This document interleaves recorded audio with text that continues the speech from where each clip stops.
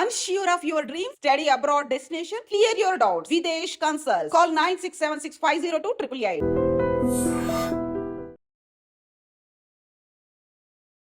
Namaste, welcome to iDream Inside Politics with Kavita.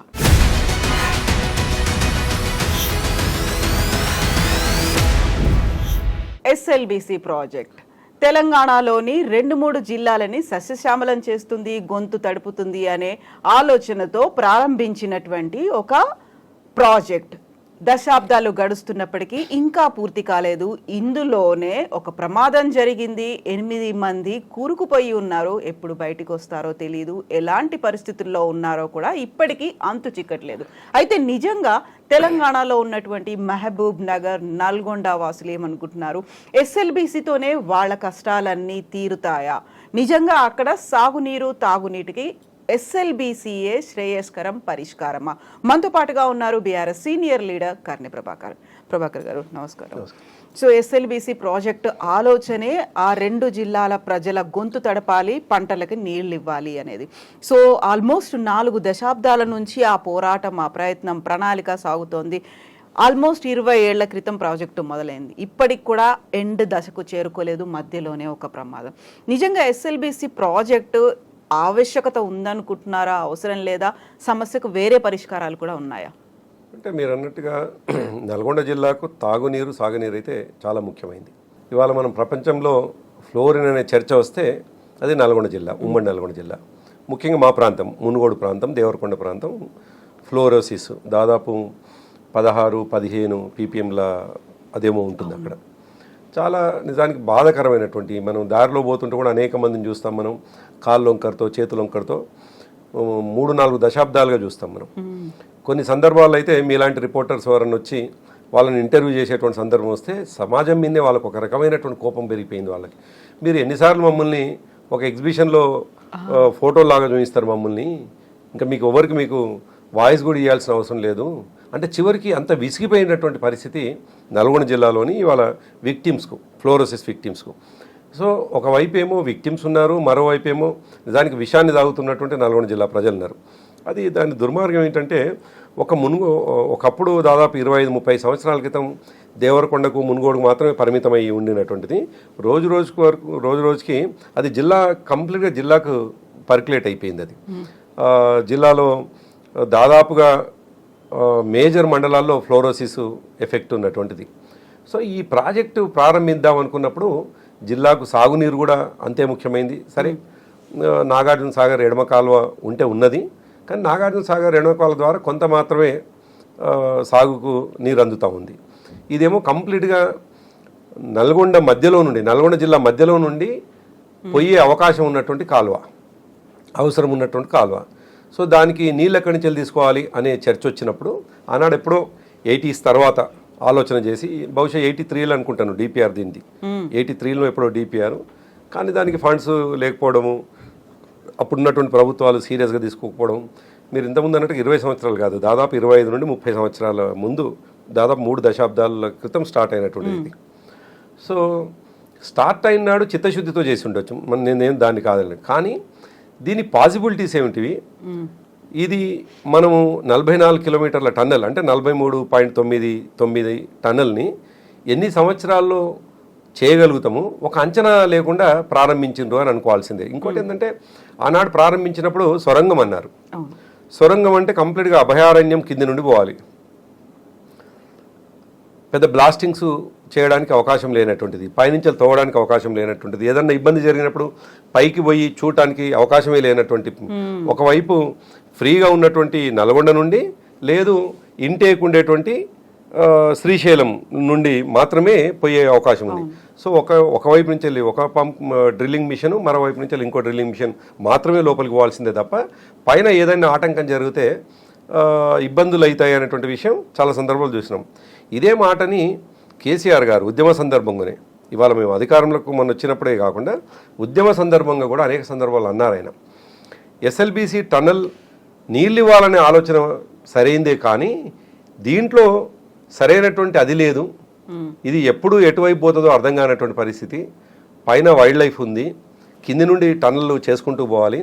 ఇంకోటి దాని machine ఎప్పటికప్పుడు రిపేర్లు రావటము, ఇట్లా దాదాపుగా 25-30 సంవత్సరాలు కంప్లీట్ అయినటువంటి సందర్భంలో నల్గొండ జిల్లాకు ఇక ఏదన్నా శరణ్యం ఉంది అంటే సాగునీరు. అయితే ఆ సాగునీరు రావాలి అని అంటే ఎస్ఎల్బీసీ కాకుండా, సరే ఎస్ఎల్బీసీ అయితే ఇప్పుడు ఉంది, టన్నల్ పనులు జరుగుతూ ఉన్నాయి అని అప్పటికే ఇది వస్తుందా రాదా, ఇది కంప్లీట్ అవుతుందా లేదా అనేటువంటి ఒక భయంతో, ఒక అనుమానంతో దుచ్చర్ల సత్యనారాయణ గారు అని చెప్పేసి ఒక పెద్ద వాటర్ యాక్టివిస్టు, వాటర్ నీళ్లు కావాలనేటువంటి ఒక యాక్టివిస్టు, ఆయన బ్యాంకు ఉద్యోగి ఉండే, ఆ ప్రాంతం వాడే. ఆయన చాలా పెద్ద పోరాటం చేసినాడు, చాలా పెద్ద పోరాటం, దాదాపు 10 సంవత్సరాలు సుదీర్ఘమైన పోరాటం చేసినాడు. ఆయన చేయటమే కాకుండా ఆనాడు పార్లమెంట్ ఎన్నికల్లో దాదాపు 350 మందిలో 300 మందితోటి నామినేషన్లు కూడా వేయించి తన నిరసన తెలిపినాడు. ఆయన సాక్షాత్తు ఒక అంశుల స్వామి అనే ఒక వ్యక్తిని తీసుకొని పోయి వాజ్పేయి టేబుల్ మీద పడుకోబెట్టినాడు. అంటే వివిధ రూపాల్లో తన నిరసనని చూయించి, తద్వారా ఇక మరి ప్రత్యామ్నాయం ఏంది, ఎస్ఎల్బీసీ టన్నల్ ఏమో ముందుకు పోవటం లేదు, మరి ప్రత్యామ్నాయం ఏంటంటే అక్కంపల్లి రిజర్వాయర్ ద్వారా, అక్కంపల్లి ఎత్తిపోతల ద్వారా, రిజర్వాయర్ల ద్వారా మళ్ళీ వీటికి సమాంతరంగా నీళ్లు తీసుకోవాలని ఆలోచన చేయడం. సరే అక్కంపల్లి అది చేసుకోవడంతో, కానీ అది పూర్తి స్థాయిలో శాశ్వతం కాదు, శాశ్వత పరిష్కారం కాదు. ఇటు ఎస్ఎల్బీసీ కంప్లీట్ కాకపోవడం, అక్కంపల్లి శాశ్వత పరిష్కారం కాకపోవడం, దీంతో ప్రత్యామ్నాయం లేకపోతే కష్టమవుతుంది అనేటువంటి ఆలోచన మా ప్రభుత్వం కూడా చేసింది. అందుకే దీంట్లో ఉన్న టెక్నికాలిటీస్ కావచ్చు, దీంట్లో ఉన్న పాసిబిలిటీస్ కావచ్చు, ఇది ఎట్లా కొసెళ్తుంది అనేటువంటిది కేసీఆర్ గారు స్టడీ చేసింది. కాబట్టి డిండి ద్వారా నల్గొండ జిల్లాకు నీళ్ళు ఇవ్వాలని చెప్పేసి ఆలోచన చేసి డిండి ప్రపోజల్ పెట్టడం జరిగింది. కాబట్టి సరే ఎస్ఎల్బీసీ విషయానికి వచ్చినప్పుడు, అసలు ఈ దేశంలోనే మొట్టమొదటిగా అంత 43 పాయింట్ చేంజ్ టనల్ని ప్రయత్నం చేయడం అనేది పెద్ద సాహసమైనటువంటిది. మేము ఎప్పుడో చిన్నప్పటి నుంచి చూస్తూ ఉన్నాం. దాదాపు నాకు 15-16 సంవత్సరాల నుంచి వింటా ఉన్నా. నేను 18-20 సంవత్సరాలు అనుకుంటాను. నా 10th క్లాస్ అయిపోయి ఇంటర్మీడియట్ నుంచి వింటా ఉన్నాను ఈ విషయం. ఇప్పటికీ కంప్లీట్ కాకపోవడం అనేటువంటిది, ఇంకా ఇటువంటి ప్రమాదం జరిగినప్పుడు మా జిల్లా వాసులకు ఏమైపోయిందంటే, అసలు నీళ్ళు ఎస్ఎల్బీసీ నుంచి మనకు నీళ్ళు వస్తాయా, దీంతో అయ్యేదేనా అనేటువంటి ఒక విధమైనటువంటి ఒక నిస్పృహ, ఒక విధమైనటువంటి అసంతృప్తి జిల్లా ప్రజల్లో ఉంది. స్టిల్ ఈ నిమిషానికి కూడా మాకు ఒకవైపు ఏమో నాగార్జున సాగర్ ఎడమకాళ్ళ ద్వారా హాలియా, నిడమనూరు, మిర్యాలగూడ, కోదాడ వైపు నుంచి ఒక కాలువ ఉంది. అది చివరి తూర్పు మన నల్గొండ జిల్లాకు తూర్పు వైపున కొంత ప్రాంతానికి నీళ్ళు వస్తున్నాయి. ఇంకో ప్రత్యామ్నాయం ఏమైనా ఉందంటే ఏమీ లేదు. కొంత మీకు ఇది మూసీ నుండి అసఫ్నగర్ కాలువ ద్వారా కానీ, అదేవిధంగా భీమలింగం ద్వారా కానీ, పిలాయిపల్లి కాలువ ద్వారా కొంత ప్రాంతం, అదేవిధంగా ఎస్ఆర్ఎస్పి ద్వారా కేసీఆర్ గారు మా ప్రభుత్వం వచ్చిన తర్వాత ఎస్ఆర్ఎస్పి ద్వారా కొంత ఎక్కడంటే వరంగల్ నుండి మహిబాద్ దాటిన తర్వాత సూర్యాపేట జిల్లాలోని కోదాడ వరకు కొంత నీళ్ళు ఇచ్చినాం. అయితే మధ్యలో ఉన్నటువంటి మునుగోడు కావచ్చు, భువనగిరిలో కొంత భాగం కావచ్చు, అదేవిధంగా నకరకల్లో మేజర్ పార్ట్ కావచ్చు, సూర్యాపేటలో కొంత అటువైపు భాగమైంది కానీ వెనుక వైపు, ఇట్లా ఒక దేవరకొండ, పూర్తిగా దేవరకొండ, నల్గొండలోని కొంత భాగం, ఇవన్నీ కూడా ఒక 4-5 నియోజకవర్గాలకు నీళ్లు రావాలి అని అంటే తప్పకుండా నల్గొండ మధ్యలో నుండి పోయేటువంటి కాలువ ద్వారానే నీళ్లు రావాల్సినటువంటి అవసరం ఉంది. సో దీనికోసం ప్రత్యామ్నాయం వెతక్కపోతే, ఈ ఎస్ఎల్బీసీ మీదనే ఆధారపడి ఉంటే నల్గొండ జిల్లా ప్రజలు వాళ్ళు పుట్టడం చావడం కూడా ఇది కంప్లీట్ కాకముందుకే అయిపోతుందేమో అని ఒక భయం అయితే కనిపిస్తా ఉంది. ఒక జనరేషన్ చూడకుండా పోతుంది. ఎస్.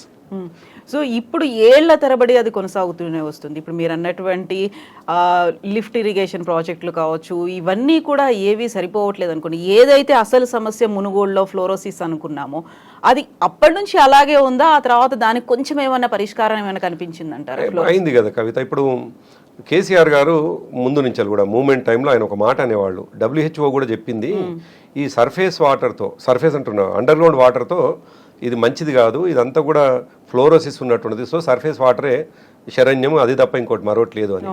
సో ఎన్ని రకాలుగా ఆలోచించినా ఇక మంచినీళ్ళు అందించలేని పరిస్థితిలో శ్రీశైలం నుండి మనం నీళ్ళని తీసుకొని మిషన్ భగీరథ ద్వారా ఇవాళ ఊరికి నీళ్లు అందించేటువంటి ప్రయత్నం చేయడం, దానికి కొంత రిలీఫ్ దొరికింది. దాదాపుగా డ్రింకింగ్ వాటర్కు రిలీఫ్ దొరికింది.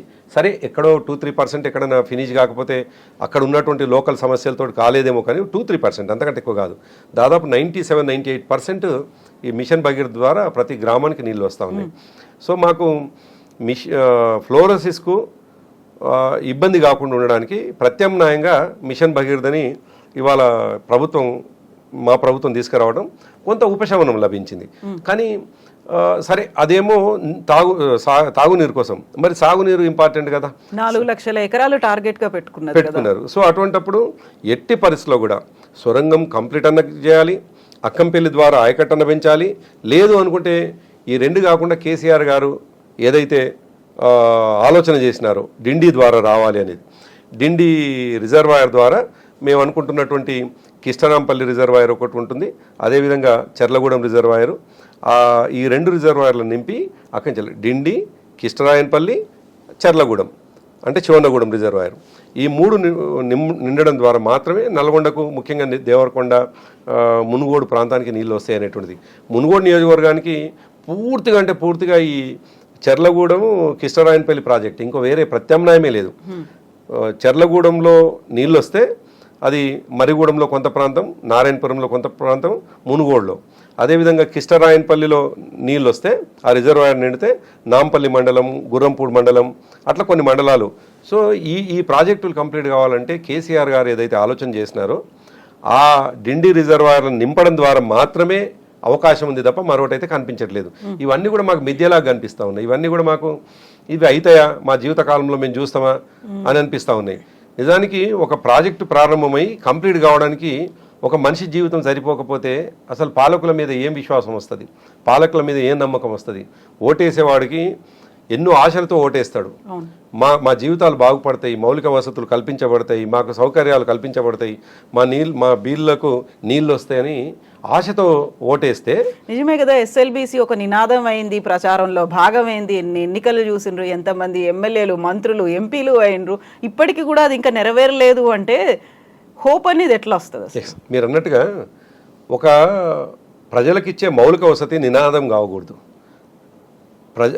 పాలకుడి దృష్టిలో అది ప్రజలకిచ్చే మినిమం వసతికి కనిపించాలి. అది మినిమం వసతికి కనిపించకుండా అది చేయడం ద్వారానే జీవితం మొత్తం మారిపోతుంది, మేము మా జీవితకాలపు చేయాల్సినంత పని చేసేసినామని పాలకుడు అనుకుంటే తప్పు అవుతుంది. సో అందుకే ఏ నినాదం లేకుండానే కేసీఆర్ గారు 14 సంవత్సరాల ఉద్యమం చేశారు. కాబట్టి కాళేశ్వరం మీద ఎన్ని విమర్శలున్నా, కాళేశ్వరం అంటే అసలు కొన్ని ప్రాజెక్టుల సముదాయం, నిజానికి కొన్ని ప్రాజెక్టులు, కొన్ని కాలువలు, కొన్ని బరాజులు, కొన్ని రిజర్వాయర్లు ఇన్ని కలుపుకొని అసొంటిది మేడిగడ్డ దగ్గర ఒక పిల్లరు కుంగితే గగ్గోలు పెట్టినటువంటి వాళ్ళు 3.5 సంవత్సరాల్లో పని జరుగుతుంది. అంటే 3.5 సంవత్సరాలే అనేటువంటి మాట ఎందుకు ఇంపార్టెంట్గా మేము చెప్తా ఉన్నామంటే అసలు నీళ్ళు అనేటువంటిది అంత ముఖ్యమైనటువంటిది, సాగునీరు అనేటువంటిది ఎంత టాప్ ప్రయారిటీలో తీసుకోవాలో ముఖ్యంగా తెలంగాణకి. ఎందుకోసమైతే తెలంగాణని మనం కావాలని కోరుకున్నామో దాని ప్రయోజనం మనం పొందాలి అంటే నీళ్ళ ద్వారానే అనేటువంటి విషయం అర్థం చేసుకుంటూ కాబట్టి కాళేశ్వరాన్ని ఎటువంటి ఎన్నికల నినాదం కాకుండానే, ఎన్నికల్లో ఎవరు అడగకుండానే, ఎన్నికల వాగ్దానంలో భాగంగా మా పార్టీ ఇవ్వకుండానే అది ప్రజలకు ఉపయోగపడుతుందని చెప్పేసి కేసీఆర్ గారు కంప్లీట్ చేసిండ్రు.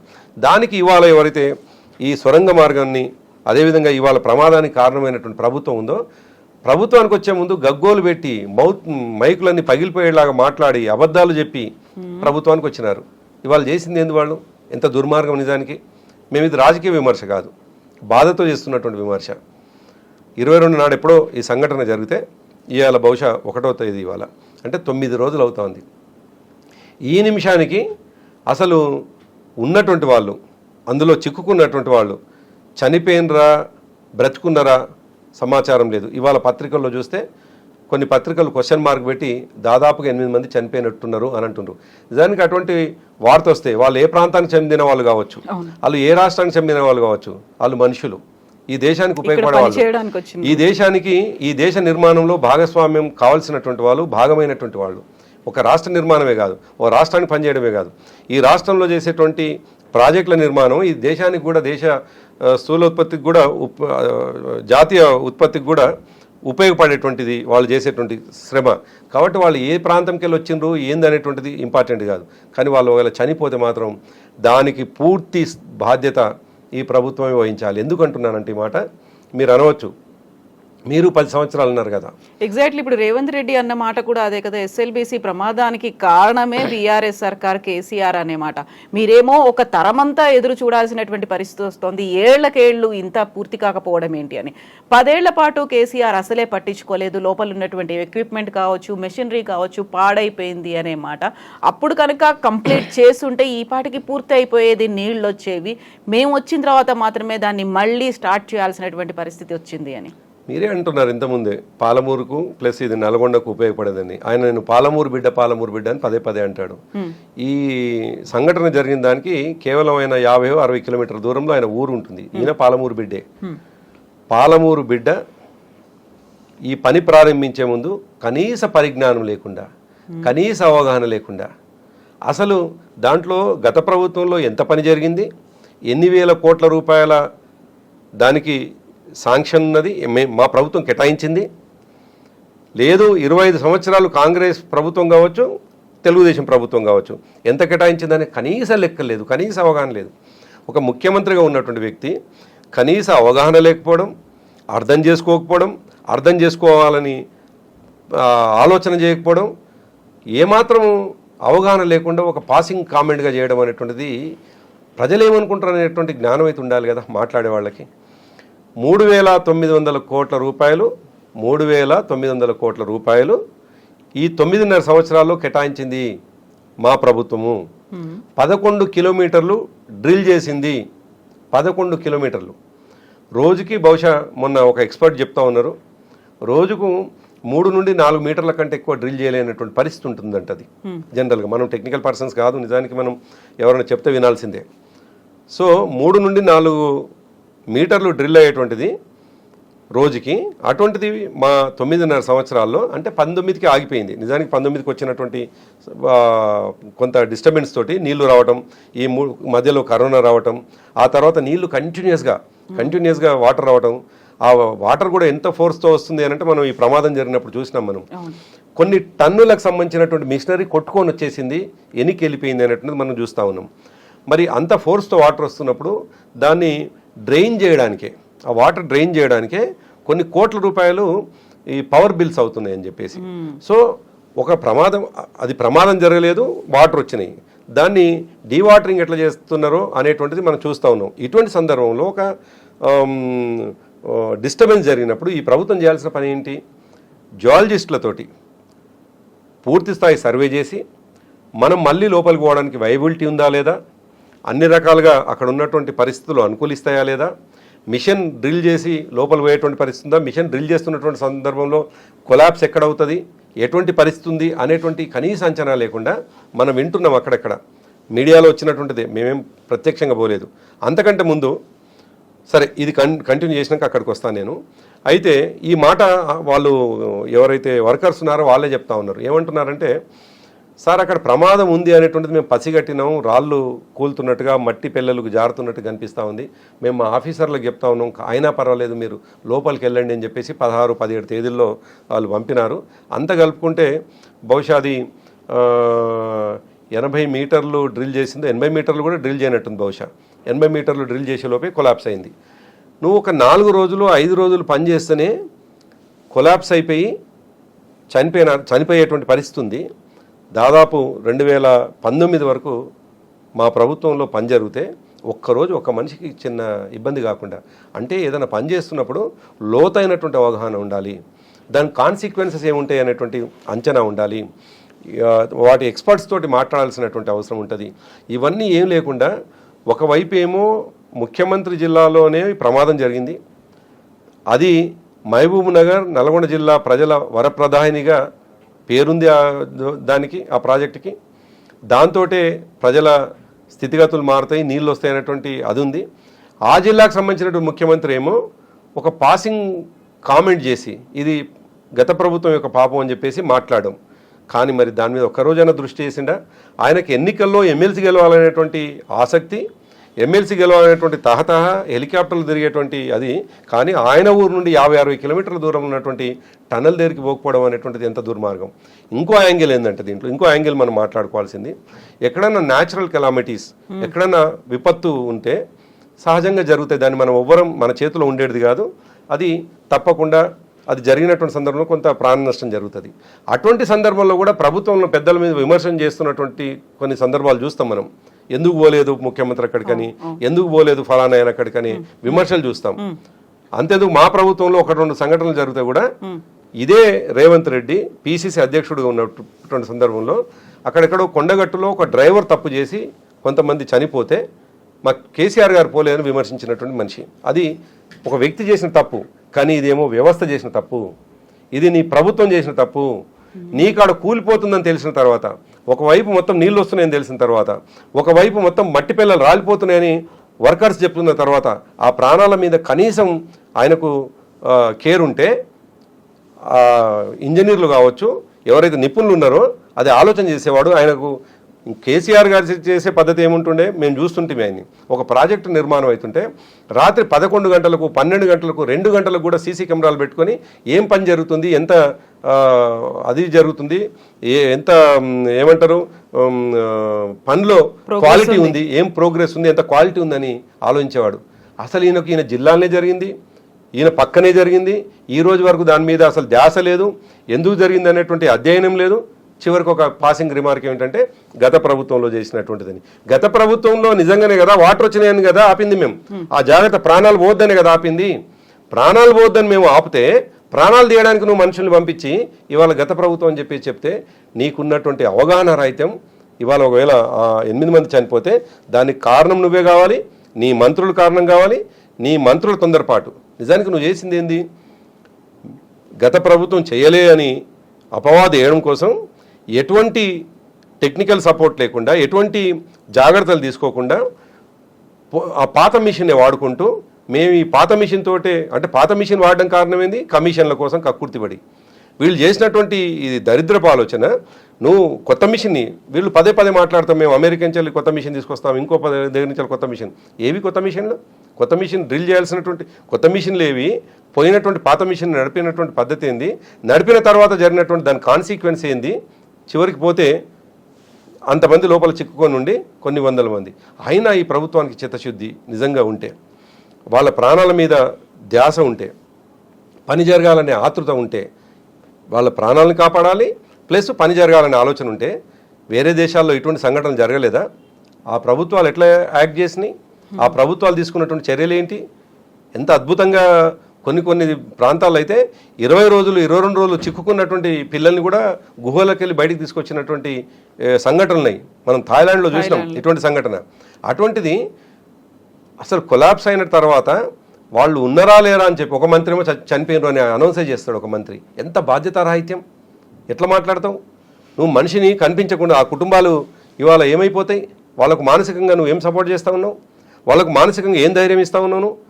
ధైర్యం ఇవ్వకపోగా కనీసం వాళ్ళని ఎంత నియంతృత్వం అంటే, ఎంత నిర్బంధం అంటే, మా పిల్లలు ఎక్కడున్నారు, నా కొడుకు ఎక్కడున్నాడు, మా అన్న ఎక్కడున్నాడు అని చెప్పేసి మాట్లాడడానికి అక్కడికి వచ్చిన వాళ్ళని నిర్బంధించి పక్క కూర్చోబెడతారు వాళ్ళు.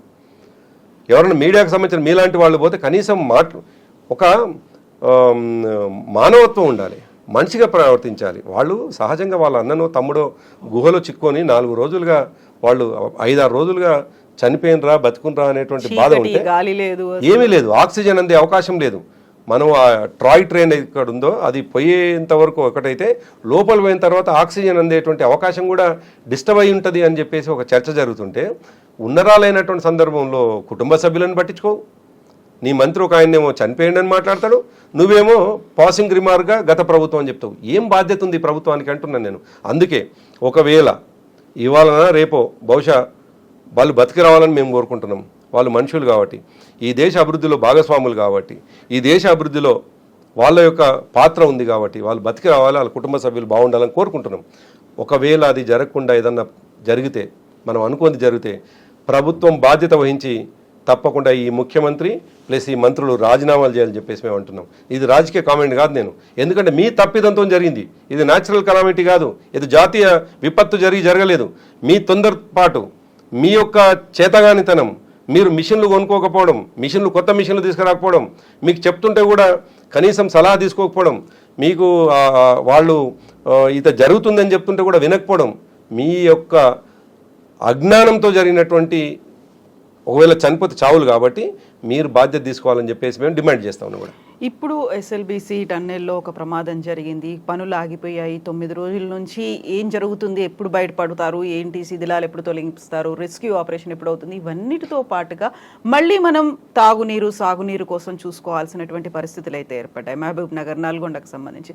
సో భవిష్యత్తు మళ్ళీ ఇలాంటి ఎదురు చూపులు అనేవి ఉండకుండా ఉండాలంటే ఏం జరగాలంటారు? అక్కడ ఎలాంటి ప్రాజెక్టులు ఉండాలి? 10 సంవత్సరాలుగా కేసీఆర్ గారు ఏదైతే ఆలోచన చేసినారో ఇప్పటికే దాదాపుగా నేను ఇంతకుముందు చెప్పినటువంటి ప్రాజెక్టులు కిష్టరాయన్పల్లి కావచ్చు, చెర్లగూడెం కావచ్చు, అదేవిధంగా డిండికి కనెక్టింగ్ కెనాల్ కావచ్చు, ఇవన్నీ కూడా దాదాపుగా 70% కంప్లీట్ అయినాయి. ఈ ప్రభుత్వానికి చిత్తశుద్ధి ఉండి ఈ 2 జిల్లాల మీద ప్రేమ ఉంటే కేసీఆర్ గారు ప్రారంభించినటువంటి ఆ ప్రాజెక్టుల నిర్మాణాన్ని పూర్తి చేయాలి. అసలు ఇప్పటిదాకా టచ్ చేయలేదా? ముట్టుకోలేదు.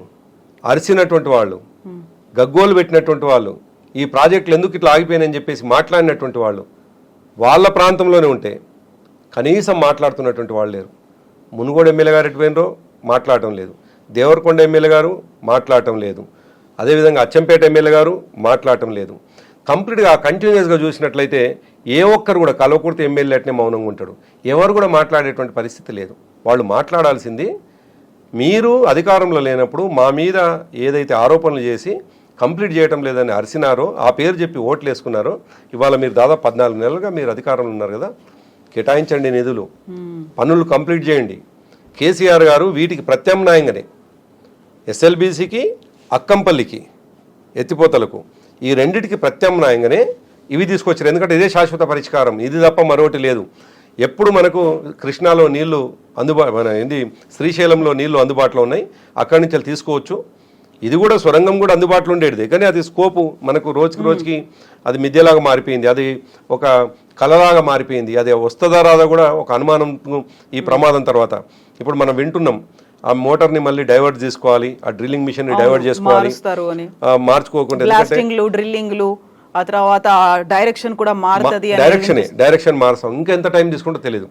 కానీ ఈ టైం తీసుకున్న దాకా ప్రజల దహార్తి, ప్రజలకు కావాల్సిన నీళ్లు, ఇవన్నీ కష్టం కదా. అంతెందుకు కవిత, ఇంకా నేను అంటే వ్యక్తిగతంగా నా అనుభవంలోని విషయం చెప్తాను. మా ఊరు సంస్థ నారాయణపూర్ మండలం. మా ఊరు మండలమే మా ఊరే కాకుండా మా మండలంలో ఉన్నటువంటి దాదాపుగా 35-40 గ్రామాలు కేవలం వర్షాధారమైనటువంటి పంటలు వ్యవసాయమే తప్ప మరొకటి లేవు. 10 సంవత్సరాల్లో సరే కొన్ని సందర్భాల్లో నేచర్ కూడా సహకరిస్తుంది అన్నట్టుగా 10 సంవత్సరాల కాలంలో ఒక్క రోజు కూడా నీళ్ళకి ఇబ్బంది పడలేదు. నా వ్యక్తిగతంగా నాకే ఒక 30 ఎకరాల భూమి ఉన్నది మా ఊర్లో. 30 ఎకరాల్లో 12 బోర్లు ఉన్నాయి నా సొంతానికే. 12 బోర్లు నడిచేటివి మొన్నటి వరకు. దురదృష్టం ఏంటంటే మొన్న ఎవరు అంటుండే ఐరన్ లెగ్ అన్నట్టుగా నాకు నిజంగా కూడా కనిపించింది. ఈ ప్రభుత్వం వచ్చిన మరుక్షణం ఏం జరిగిందో తెలియదు, ఎందుకు కాలం సహకరించదో కూడా కొంతమందికి తెలియదు. ఎందుకంటే వాళ్ళ నిజాయితీ అట్లా ఉండదేమో, కాలం సహకరించదేమో అనిపిస్తుంది. మా ప్రాంతంలో ఉన్నటువంటి బోర్లు కంప్లీట్గా మా ఒక్కడిగా నా వ్యక్తిగతంగా 12 బోర్లు ఎండిపోతే నేను ఎప్పుడు మా ఊరికి పోయినా, మా మండలానికి పోయినా, మా ప్రాంతానికి పోయినా అందరూ బాధతోటి నీళ్లు లేవు, ఇబ్బంది పడతా ఉన్నాం, చివరికి మనకు తాగునీరు కూడా ఇబ్బంది అవుతుందని. ఇవాళ మాలాంటి మండలాలకి సంస్థ నారాయణపురం మండలం, అదేవిధంగా మర్రిగూడ మండలం, మునుగోడు మండలాలకు, చౌటుప్పల్లో కొంత భాగమైనటువంటి గ్రామాలకు నీళ్లు రావాలంటే నేను చెప్పేటువంటి కేసీఆర్ గారు ఏదైతే ప్రత్యామ్నాయం అన్నారో ఆ రిజర్వాయర్ ద్వారా మాత్రమే నీళ్లు రావాలి. ఆ నీళ్లు రావాలి అంటే కిష్టరాయన్పల్లి రిజర్వాయర్ నిండాలి, శివన్నగూడెం రిజర్వాయర్ నిండాలి. శివన్నగూడెం రిజర్వాయర్ నిండితే కూడా సరిపోదు. అక్కడి నుంచి వెళ్ళి కేసీఆర్ గారి ప్రతిపాదన రాచకొండ అనేటువంటి మా ఫారెస్ట్ ఉంటుంది, ఆ రాచకొండలోకి 2 లిఫ్ట్లు పెట్టి 100 మీటర్ల పైకి నీళ్లు లిఫ్ట్ చేయాల్సినటువంటి అవసరం ఉంది. అక్కడి నుండి మా చెరువులను నింపితే మాత్రమే మా ప్రాంతానికి నీళ్ళు వస్తాయి. ఇదంతా పని జరగాలంటే చిత్తశుద్ధి అవసరం, ఆ ప్రాంతం మీద ప్రేమ అవసరం, ఆ ప్రాంతానికి నీళ్ళు ఇవ్వాలనేటువంటి ఒక నిజాయితీ అవసరం, ఆలోచన అవసరం. అది వీళ్ళకి కనిపించట్లేదు. సొరంగ మార్గాన్ని హడావుడిగా స్టార్ట్ చేసి వాళ్ళ చావు కారణమైనారు. ప్రత్యామ్నాయంగా ఉన్నటువంటి వీటిని కూడా టేకప్ చేయాలి కదా. నీకు కనిపిస్తుంది కదా ప్రత్యామ్నాయంగా 75% కంప్లీట్ అయి ఉన్నది కదా. నల్గొండ మహబూబ్నగర్ జిల్లా ప్రజలకు నీళ్ళు అందేటువంటి అవకాశాన్ని కేసీఆర్ గారు కల్పించినారు కదా. సో అటువంటి సందర్భంలో నా రిక్వెస్ట్ ఈ ప్రభుత్వానికి, నల్గొండ జిల్లా ప్రజలకు మహబూబ్నగర్ జిల్లా మీద, మీ సొంత జిల్లా మీద మీకు ప్రేమ ఉంటే ప్రత్యామ్నాయంగా ఉన్నటువంటి డిండిని కూడా కంప్లీట్ చేసి ఇవాళ ఎడారిగా మారుతున్నటువంటి మా ప్రాంతానికి నీళ్ళు ఇవ్వకపోతే నిజానికి నేను చెప్తున్నాను కదా, మా ప్రాంతం చివరికి వలసలకు కారణమవుతుంది. ఇప్పటికే వలసలు అవుతుంది. నాకు మొన్న ఎవరో చెప్తా ఉన్నారు, మా ప్రాంతానికి పోతే మాది కొంత ఉన్నకాడికి నీళ్ళు ఉన్నప్పుడు ఉన్నకాడు కొంత రిచ్గానే ఉండేది. ఎవరికి వాళ్ళు వ్యవసాయం చేసుకునేవాళ్ళు. దాదాపుగా వ్యవసాయం ఉన్నటువంటి వాళ్ళే మేజర్ కనిపిస్తారు. కానీ చివరికి అప్పర్ కమ్యూనిటీస్ కూడా కొద్దిగా అప్పర్ క్యాస్ట్లు నేను మాట తీసుకుంటే కొంతమంది కమ్యూనిటీ యాజ్ ఏ కమ్యూనిటీగా రెడ్డి ఉన్నటువంటి వాళ్ళు కూడా చివరికి వ్యవసాయం చేయలేని పరిస్థితిలో, నీళ్ళు లేని పరిస్థితిలో మా పక్కనే ఉంటుంది చౌటుప్పలని. చౌటుప్పలు పోయి రోజు కూలీలుగా పనిచేస్తున్నారట. దాదాపు 200 మంది రోజు కూలీలుగా పోతున్నారు. వాళ్ళకున్న భూమి తక్కువేం కాదు. ఒక్కొక్కరికి 5 నుండి 10 ఎకరాల భూమి ఉంది. వ్యవసాయం చేస్తే బతికేటువంటి అవకాశం ఉన్నది. కూరగాయలు పండిస్తారు, వాళ్ళు అన్ని రకాల పంటలు పండిస్తారు. ఇవాళ నీళ్లు లేనటువంటి పరిస్థితుల్లో వాళ్ళు చేస్తున్న పని ఏంటంటే చౌటుప్పల్ అడ్డా మీద కూలీలుగా మారి వాళ్ళు 200 మంది కూలీలుగా మారేటువంటి పరిస్థితి ఈ ప్రభుత్వం వచ్చినాక. నేను అందుకే అంటున్నాను, మేము ఓవర్ నైట్లో మొత్తం జీవితాలు మారుతాయని మేము ఏమి ఎక్స్పెక్ట్ చేయట్లేదు. అటువంటి అత్యాశ కూడా లేదు. కానీ నీళ్ళు ఇవ్వాలనేటువంటి నిజాయితీ మీలో కనిపించాలి. మీరు రాజకీయం కాదు చేయాల్సింది. కూలిపోగానే మీరు మాట్లాడాల్సింది. మీరు రాజకీయం చేస్తున్నారు. ముఖ్యమంత్రిగా నువ్వు చేయాల్సిన పని చేయటం లేదు. ఒక ఆయన పోయేమో నీళ్లు వాటర్ కలిసిపోయిందని చెప్పేసి మాట్లాడతాడు. ఇంకో ఆయన పోయేమో 10 మంది ఆల్రెడీ 8 మంది చనిపోయినారు అని కామెంట్ చేస్తారు.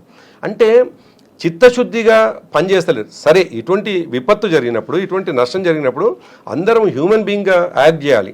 ఒక మానవతా దృక్పథంతో మనం ఆలోచించాల్సిన అవసరం ఉంది. కాబట్టి మేము దాదాపు 5 రోజులు 6 రోజులు మా పార్టీ పక్షాన పొలిటికల్గా మీరు సహాయం చర్యలు చేపట్టండి అనవచ్చు తప్ప మేము కనీసం మాట్లాడలేదు. చివరికి వీళ్ళ వైపు నుంచి ఇటువంటి వికృత చేష్టలు, చిన్నపిల్లల చేష్టలు, అసలు అపరిపక్వతో ఉన్నటువంటి చేష్టలు చూసిన తర్వాత అప్పుడు మా ప్రతినిధి బృందం ఎస్ఎల్బీసీకి పోతే కనీసం మమ్మల్ని అలో చేసేటువంటి పరిస్థితి లేదు. నిజానికి హరీష్ రావు గారు ఆయన ఇరిగేషన్ శాఖ మంత్రిగా ఉండే 10 సంవత్సరాలు ఉన్నారు. అందులో కొంత ఉత్సాహంగా పనిచేసేటువంటి అవగాహనతో ఉత్సాహంగా పనిచేసే ఆలోచన ఉన్నటువంటి వాడు. నీకు నిజంగా కూడా నిజాయితీ ఉంటే నువ్వు భేషజాలు పక్కకు పెట్టేసి, ఆయన ఎమ్మెల్యేగా ఉన్నారు కదా, ఇప్పుడు ఇంకో వ్యవసాయ శాఖ మంత్రి ఉన్నారు ఆయన నిరంజన్ రెడ్డి గారు. వాళ్ళని పిలుచుకొని వాళ్ళ ఎక్స్పీరియన్స్ని ఏం చేస్తే బాగుంటుందని చెప్పేసి మాట్లాడకపోగా వాళ్ళని పోతుంటే అడ్డగించేసి రోడ్డు మీద కూర్చునేటువంటి పరిస్థితి. మేమేం రాజకీయం చేయడానికి పోతున్నాం అక్కడికి? మీతో అసలు చేసేటువంటి పని ఎటువంటి చర్యలు చేస్తూ ఉండరు, ఏమవుతా ఉంది, దాంట్లో రిలీఫ్ ఏం దొరుకుతుంది? యాజ్ ఏ ఒక పార్టీగా, ఒక ప్రధాన ప్రతిపక్షంగా మమ్మల్ని ప్రతిపక్షంలో గుర్తుపెట్టినప్పుడు ప్రజల పక్షాన మాట్లాడాలి కదా మేము. రేపు డెఫినెట్గా ప్రజలు ఇంత పెద్ద విపత్తు జరిగితే, ఇంత పెద్ద నష్టం జరిగితే మీరు ఎక్కడున్నారని కూడా డెఫినెట్ ఎవరి కోసం అనడం కంటే కూడా మా బాధ్యత కూడా. కాబట్టి మా వాళ్ళు పోతే కూడా ఆపినారు. అంటే ఇవన్నీ ఎందుకు చెప్తున్నానంటే మీకు చేయాలనే చిత్తశుద్ధి లేదు. ఎవరన్నా మీకు చేయడానికి సహకరించడానికి వస్తామంటే వాళ్ళని కనీసం మీరు పరిగణలోకి తీసుకోరు. సో మీది ఓవరాల్గా అపరిపక్వతతో కూడినటువంటి ప్రభుత్వాన్ని నడుపుతా ఉన్నారు. దాని కొనసాగింపే, దాని పర్యవసానమే ఇవాళ దాదాపు 9-10 రోజులుగా అక్కడ సహాయక చర్యలు ముందుకు పోకపోవడం, 8 మంది చిక్కుకొని ఉండడం, ఇది చాలా దురదృష్టకరం. వీరి అసమర్థతకు, ఎటువంటి అవగాహన లేనితనానికి నిదర్శనంగా మేము భావిస్తా ఉన్నాం. ఎస్ ప్రభాకర్ గారు, థ్యాంక్ యూ సో మచ్ అండి. Thank you.